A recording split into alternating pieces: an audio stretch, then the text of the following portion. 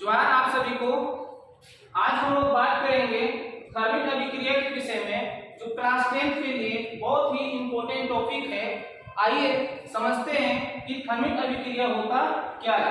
देखिए, जब एल्युमिनियम धातु की अभिक्रिया आयरन ऑक्साइड के साथ करवाई जाती है, किसके साथ? हाँ, कौन सी धातु?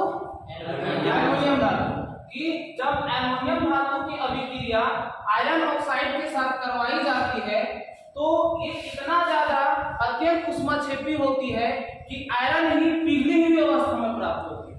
कौन प्राप्त होती है? आयरन। आयरन मतलब लोहा।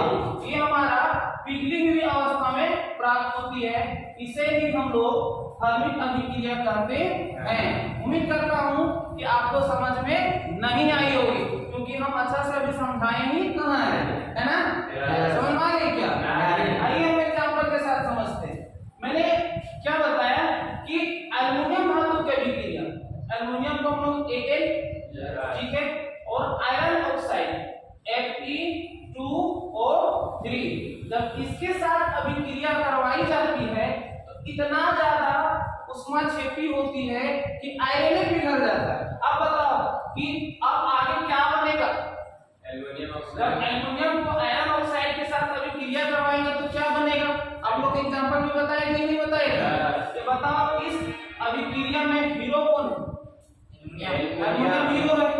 हीरोइन कौन है? Oxygen hero. गलती से ये विलेन के साथ आ गई है। अब बोलो, हीरो से छोड़ेगा? नहीं ना छोड़ेगा। तो हीरो के साथ अक्सर सूट कौन करेगा? विलेन या हीरोइन?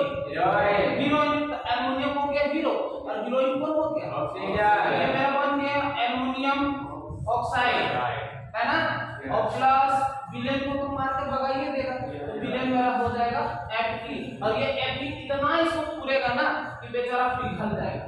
क्या हो जाएगा? पिघल जाएगा, यानी कि पिघली हुई अवस्था में ये प्राप्त होगा। समझ में आ रहा है ना?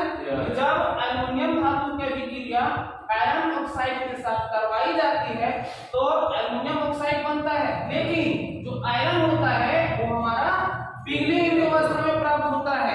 इसे ही हम लोग क्या कहते हैं? थर्मिक अभिक्रिया। बोलो, कोई दिक्कत नहीं?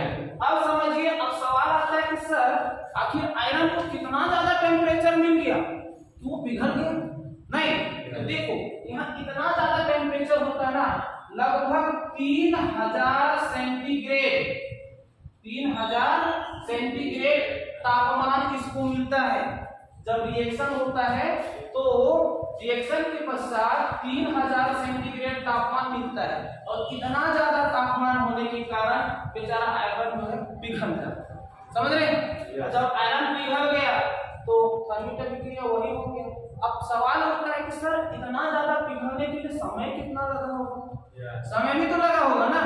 इसको समय ज्यादा नहीं लगता है, महज 30 सेकंड। कितना सेकंड? 30 सेकंड। तो कोई तो डाला, कुछ तो यहाँ पे डाला जाता होगा ना, क्योंकि ऐसे रिएक्शन करवाएंगे तो कभी इतना ज्यादा तुरंत पिघलेगा नहीं। ठीक, इसको रिएक्शन होने के लिए इसमें हम लोग एजेंट के रूप में डालते हैं, एजेंट के रूप, जिसका नाम है बेरियम परऑक्साइड। क्या नाम है?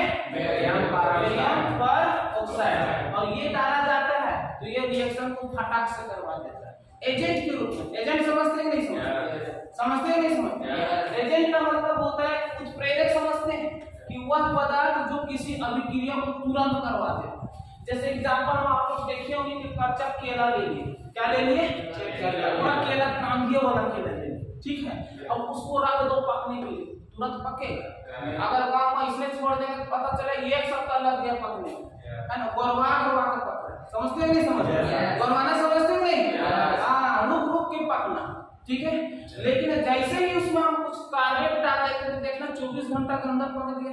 तो ये कार्बेट जो हो गया वो मेरा क्या हो गया? एजेंट। क्या हो गया? उत्प्रेरक। तो उसी प्रकार इसको होने के लिए, तुरंत होने के लिए हम एजेंट के रूप में क्या डालते हैं? Barium peroxide. समझ में आ रहा है ना? डिफिनेशन समझ में आया कि नहीं? कि एल्युमिनियम धातु की अभिक्रिया किसके साथ करवाया जाता है? आयरन ऑक्साइड के साथ करवाया जाता है। तो आयरन जो है वो पिघली हुई अवस्था में प्राप्त होता है। इसे ही हम लोग थर्मिक अभिक्रिया कहते हैं। सवाल है, सर इसका पहला तो सबसे पहला उपयोग कौन किया था? किसी को पता है? नहीं। किसी को पता? नहीं। देखो सबसे पहले इसका प्रयोग एक जर्मनी का साइंटिस्ट था। कहाँ का साइंटिस्ट था? जर्मनी का। कहाँ का साइंटिस्ट था? जर्मनी। जिसका नाम था हैंस गोल्डस्मिथ। क्या नाम था? हैंस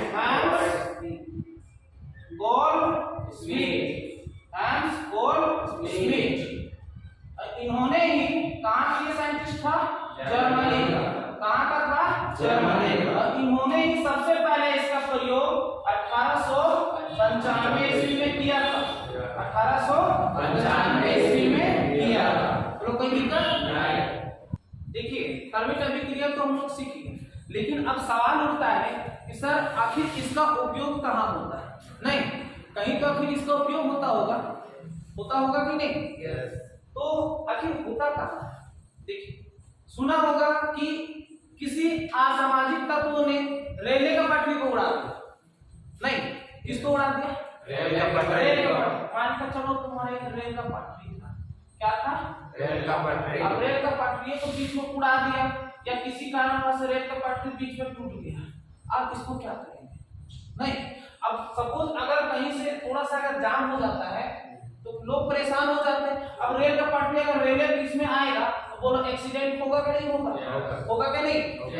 सुना होगा कि अगर 5 घंटा कहीं पे लेट हो जाता तो सबका को फोन आने लगता है कि कहाँ है तो काटनी वो आगे ना।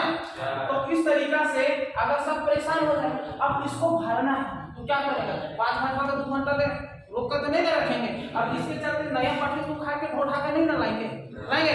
नहीं। तो इसको भरने के लिए, इसको जोड़ने के लिए किसका उपयोग करेंगे? किसका उपयोग करेंगे? अब यहाँ पे इसको अभिक्रिया करवा रहे हैं। अब लोहा इतना तुम्हारा गर्म रहेगा, इतना ज्यादा गर्म रहेगा तुरंत यहाँ पे पिघल गया और लोहा करकरा गया। क्या हो गया? करकराना समझते नहीं? करकराना समझते नहीं? अरे पिघल के साथ गया, इसी को बोलते हैं करकरा जाना। अब यहाँ पे सांचा लगा रहेगा, इसको बैठा देंगे क्रीच, अब रोए यहाँ से पास हो जाए, पत्ते चलेगा कट कुछ नहीं करे, डायरेक्ट पास हो जाए। समझ में आ गया क्या? तो रेल के पटरी को जो जोड़ने के लिए किसका उपयोग किया? समझ में आ गया? और भी अगर मान के चलो कुछ मशीन वगैरह है ना, कुछ मशीन वगैरह जो लोहा वगैरह का बना हो उसमें दरार आ गई, ठीक, मान के चलो खुले अंदर से दरार आ गई। अब उतना का चलते पूरा नहीं ना तोड़ेगा वो, तब पूरा लोहा खींचेगा तो भी टूट जाएगा। आगे ना अब टूट जाएगा तो बताओ क्या करेंगे? पूरा लोहा तो खींचेगा नहीं, क्या लगाते थे? कहीं भी दरार होगा मशीन पूजा वगैरह में, इसको भरने के लिए, मरम्मत करने के लिए किसका उपयोग करेंगे? रेल की पटरी को जोड़ने के लिए किसका उपयोग करेंगे? कोई दिक्कत नहीं? ठीक है, समझ में आ गई? उम्मीद करता हूँ आप सभी को समझ में आ गई होगी। Thank you.